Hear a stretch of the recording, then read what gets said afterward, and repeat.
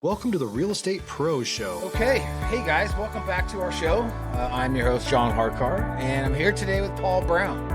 And what we're going to talk about with Paul, besides his journey in business and finance and real estate, we're going to talk about, how some methods to acquire property with zero money down. Obviously, we've all heard the zero money down play before, but Paul's going to share with us some techniques that he advises on. Remember, you guys, here at Investor Fuel, we help real estate investors, service providers, all real estate entrepreneurs 2 to 5x their business. And we do that because we have the tools, the resources, and the community to scale your business and in turn create a life that you've always wanted to have. So, Paul, welcome to our show. Thank you very much. It's great to be here, John. Appreciate it. Yeah, appreciate you coming on here. Look forward to talking to you further about some of this stuff. Why don't you start off by kind of giving our audience a little background on you, kind of what got you into the business, your journey, and, what brought you to today? Yeah, thank you. So I grew up as an engineer, converted into finance and banking, but I had a mom the whole time that was involved in real estate. Okay. And so, as a little kid, I got dragged around cleaning rentals and all that fun stuff that you get to do when you're 12 years old and your mother drags you around. Anyway, I learned an amazing amount from her that I didn't realize until later in life. Yep. How creative she was with real estate, kind of stuff she was doing. Along my career, as I was going through the traditional W-2 career in engineering and then finance and eventually into international business, I spent about 15 years in Asia. I was always buying little properties on the side, more of a retirement play. Mm-hmm. And a number of years ago, I decided, hey, I kind of want to leave this gig. It was a really good gig, but my kids were at an age that it made sense. And we decided to leave that and come back home to Utah where I grew up. And so we came back home to Utah, and that's when I started, accidentally, a lending business. I came home to get into real estate investing and start buying multifamily. And somebody called me one day and asked if I'd lend money to a fix and flipper in second position. Uh-huh. And I was just dumb enough to do it. And so I lent $89,000 into this deal with this fix and flipper at a rate that I thought was absurd, but much lower than what his other offers were, and did it poorly as can be. I look back and look at the contracts I was using and think, what in the world was I doing? But that accidental lending experience really triggered something in me. I really had fun with it, and it just took off, and I started lending to a bunch of other people. Obviously spent a little more time with legal, spent a little bit more time with some mentors, really improved the business, and started growing that private lending business. Stop living on an island and join the #1 mastermind in America for professional real estate investors. Investor Fuel is a community of hundreds of the nation's top investors working together to build stronger businesses and better lives. In addition to the amazing community of real estate investors acting as a board of advisors for them, Investor Fuel members have access to 100% funding on purchase and repairs for our members only, a health insurance program, and benefits and discounts that more than pays for the membership of most of our members, meaning it's actually costing you money to not be a member of Investor Fuel. If you're looking to scale your business and build a business that allows you to live a life of your dreams, please visit investorfuel.com today and book a call with our team. And that's targeted really towards wholesalers, fix and flippers, those kind of people, really small ground up builders, things like that. But then I ran out of money relatively quick because that's my lot in life, right? Elon was not funding me, Right. and so I didn't have that bankroll, and I thought, all right, I need more money. And I'd had some money come in from different people just saying, hey, can I give you money? Can I be part of what you're doing? And I decided, yeah, I need to do this a lot more legitimate and legal. And so I went out and I started a private credit fund, a debt fund. And that really then changed the game, right? Having essentially a vehicle that allowed me to bring people along with me and share the returns. But because they were coming along with me, they allowed it to open doors and do more lending. So it's been a really fun growing process, and we have miles and miles to go. We're just still in our infancy, but it's been a blast. And I love both sides, and we're slowly building a team of the right people. Awesome. It's me and a partner of mine that are really the most actively engaged, and then 3-4 people on our staff. So if you've watched my podcast, I like to go back. Like, what type of stuff was your mom doing in real estate? Was she an agent? What was she doing? So she was initially an agent, but she was doing a lot. I think she did that for cash flow, but then she was always trying to find properties, something being foreclosed, sold on the county steps. Okay. Always, she was really, I wish I had this skill that she has. She was very good at connecting with people. So she had built a really great network of people that would call her and say, hey, do you want to buy this property over here? It's not on the market yet, right? And finding some creative ways of buying these things, turning them into rentals, holding them a little bit. Again, that, sitting in a car with her, though, my education, and I remember moments, specific moments, in a car at a certain place, talking to her as a dumb little kid, but she would talk to me like an adult. And so we talked about what she was doing. I understood, I'm sure, like 3% what she was saying to me. But a lot of those things sunk in, and I just kind of grew a love for real estate, more real estate investing.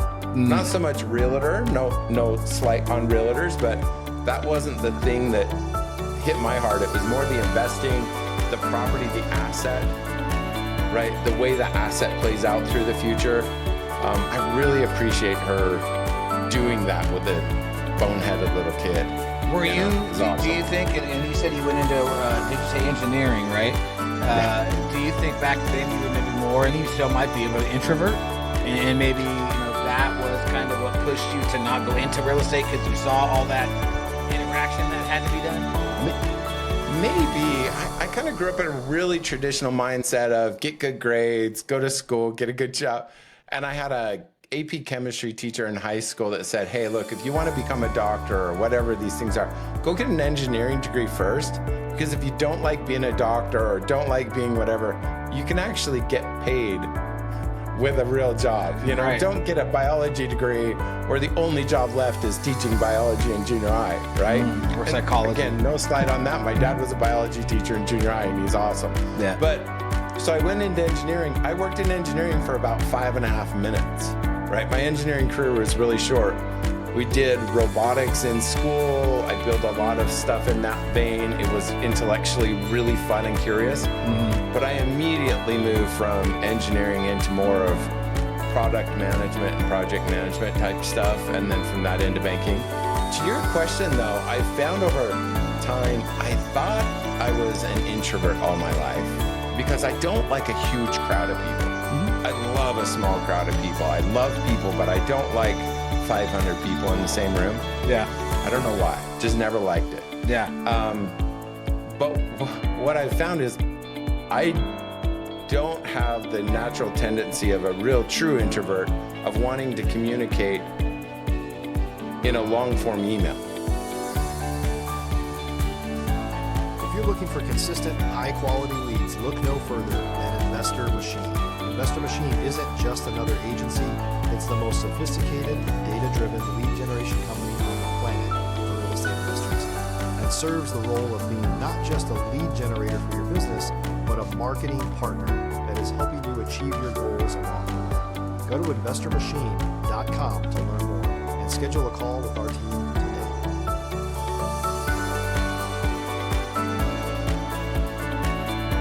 Right, I'll get up and walk out of my office and walk into their office and start talking to them instead, which to an introvert is torture if somebody just walks in and starts like dumping stuff on you, right? So I think I play both sides of that. I'm a little bit of an introvert and at the same time really love people and love that personal engagement. It's awesome.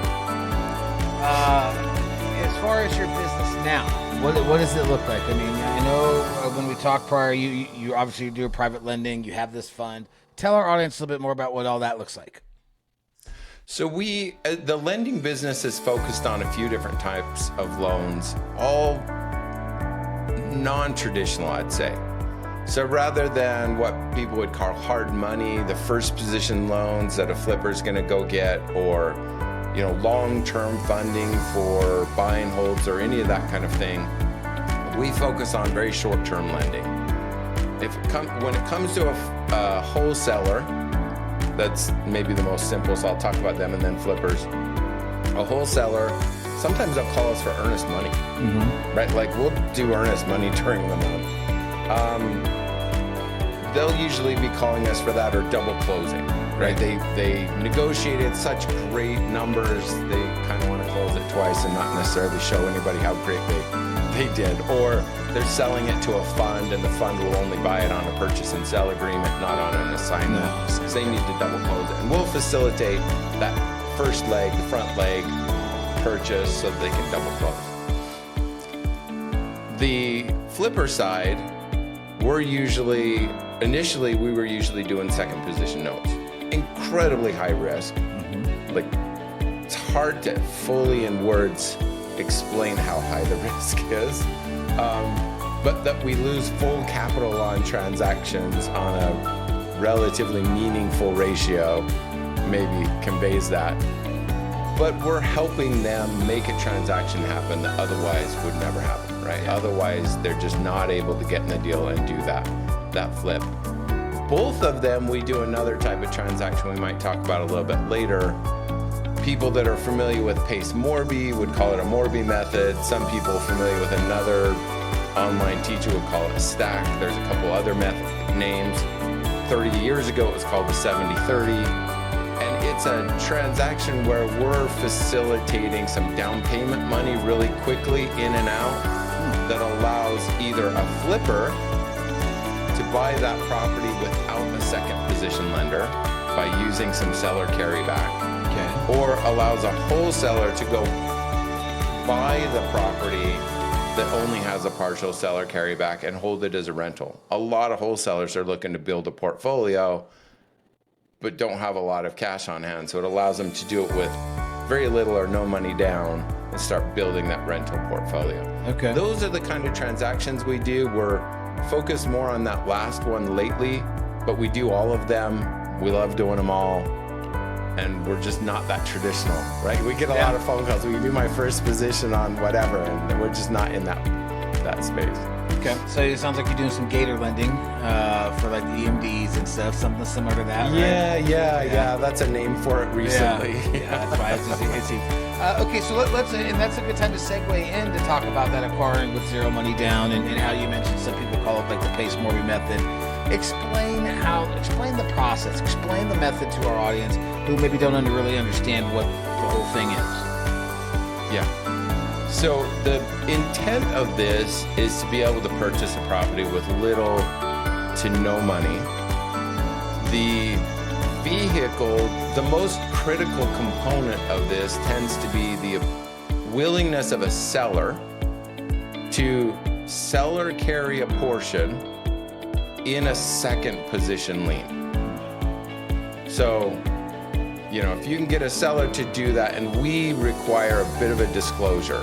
We want to make sure the seller really knows what they're doing, because this transaction, if done without disclosures and transparency, can be something that we stand on the exact opposite side of. We don't believe in. Right? We believe this is a fantastic transaction when done openly with disclosures and in front of everybody's face, but can be something that could put a seller in a horrible position if done wrong. And so what this transaction is in a step-by-step method is, let's take the wholesaler scenario where a wholesaler is trying to buy a property to hold for rent. They're trying to build their portfolio. And the wholesaler, oftentimes, a lot of wholesalers I know will have the case where they can't get a cash offer accepted. So then they go with a creative offer and they try to get a seller finance. And the seller says, sure, I'll do seller financing with you. But they won't do 100% or 90%. They say, I'll do seller financing, but I want 50% up front. Yeah. Right? Mm-hmm. Yeah. And at that point, usually most wholesalers say, okay, this is a bad deal. Yeah. Right? They want 50% up front. Not 50% hanging around. Like, I don't have that in pockets of my winter coat, right? And so what we do is we say, hey, don't throw that deal out. If you're a new or newer real estate investor looking to launch or grow your real estate investing business, please check out Investor Fuel Club. It's a coaching community, but unlike anything you've ever seen before. And you can actually partner with members of our mastermind from coast to coast on deals right in your market. There's no better opportunity to build a consistent business than to literally partner with pros to help you avoid costly mistakes, avoid the need for capital to do deals, and help you eliminate your fears as you're starting your business. Learn more about Investor Fuel Club at investorfuel.com/club.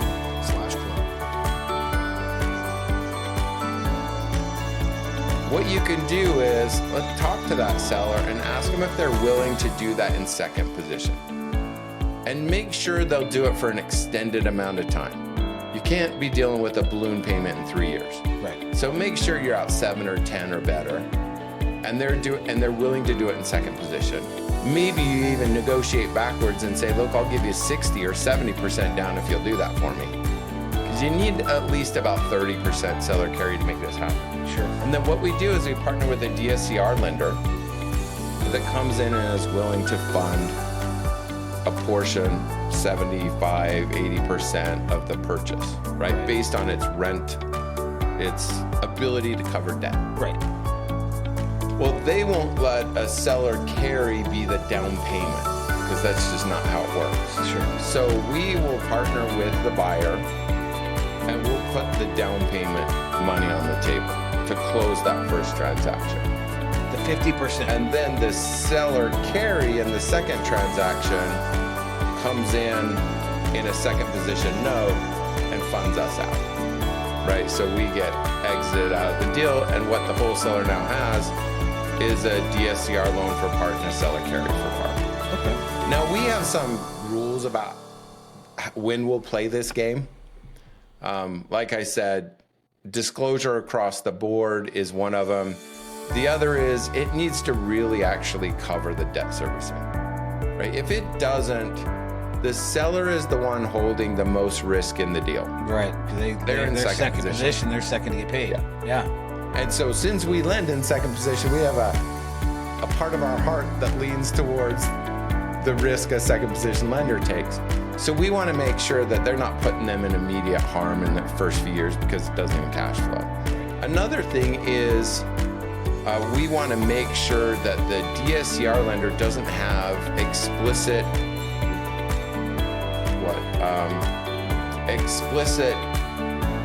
rules against a second position ever being placed. Some do. And if they say, hey, at any point if a second position's placed, we can call this due.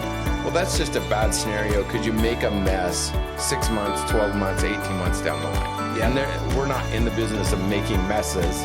We're trying to facilitate positive solutions. And the last one is how much it's leveraged. So it tends to get leveraged slightly because closing costs, if you really go in at zero down, if the seller carries 25% and the DSCR is 75%, somebody has to show up with closing costs. Right. And our tiny fee, our fee is actually really minuscule in this compared to a second position loan. So usually what happens is they're coming in with 28 seller carry or 30 seller carry with the 75. So they're 105% leveraged. And we're really sensitive to that because it's the seller that's being leveraged. Right? Yeah. And sometimes we'll have buyers that say, well, we want to pay ourselves. We want to take money out. And the seller's willing to do 40%. We'll do their 40 and the 75. Right? But that leverage, every dollar they take out, we view it, and I know this sounds really nitpicky and everything, but every dollar they take out is an inch they bury a seller. Yeah. Right? Yeah. And so we want them to look at it as, hey, I'm so fortunate I can buy a property with no money down or only closing costs down, rather than, hey, how much can I suck out of this at somebody else's expense? And so we get buyers that are willing to, they like that game. That's where their standards are. They want to do it that way. And we love doing this business with them. Sometimes we get buyers that just want to and that's their way and their standards.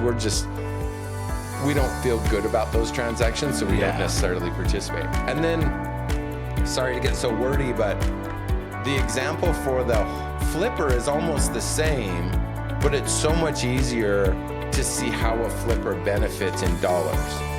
So if you took a flipper that said they need it's a $400,000 property, they're going to get $300 from a hard money lender and their renovation costs, and they're coming to me for $100,000 of second position. That $100,000 of second position for 6 months is really expensive.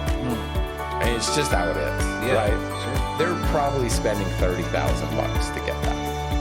Well, if they do this type of transaction instead, where they're able to get the seller to carry for 12 months, right? They don't need 10 years now. They're flipping it. They're flipping it, If they can get them to carry 30% for 12 months, they don't need a second from me. But we'll facilitate this with the hard money lender. We'll put the money in, make it close the exact same steps.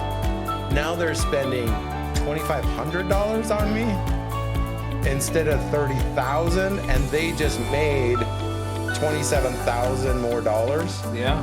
Which, the way I look at it from a history of risk management and whatnot, is they just de-risked their flip. They just created $27,000 more cushion in a flip, which means the first position has less risk. The seller even has less risk. Everybody just took less risk by them creating a cushion through this transaction. That's one of the reasons we like it. Yeah. I don't know if that makes a lot of sense, John. It makes a ton of sense. It really does. And I love that. Are you only lending? Where are you lending anyways? We will do that transaction everywhere. We'll do EMD double close across the country. Second position, we only lend in maybe 2/3 of the states. Okay. We avoid some of the, like Nevada requires you to have a license with a W-2 employee located in the state. Mm-hmm. Well, we don't employ staff in, Right. So we have limitations with some states, but otherwise we're happy to lend. Are you lending in Boise? Yeah, we do some stuff in Idaho, but Idaho's a little tricky because Idaho does have some lending laws that They do. Yeah. We'll talk offline. I love everything you shared. It sounds fantastic, and I think it is a way for wholesalers especially to step the game up a little bit. If there's folks out here that are listening that what you said resonated with them, they want to reach out to you and connect and talk more, how do they get in touch? Oh, great question. Our website is realquickfunds.com, REALQUICKFUNDS.com. At the bottom of that, you can either schedule a meeting, the email address is there, all the contact information is right there. Mm-hmm. So the website's the easiest way. You can also submit deals straight through to us right off the website. Oh, nice. Perfect. And we'll put all that stuff in the show notes. Thank you. Paul, I really appreciate you coming by again and sharing all this stuff, man. A lot of great information.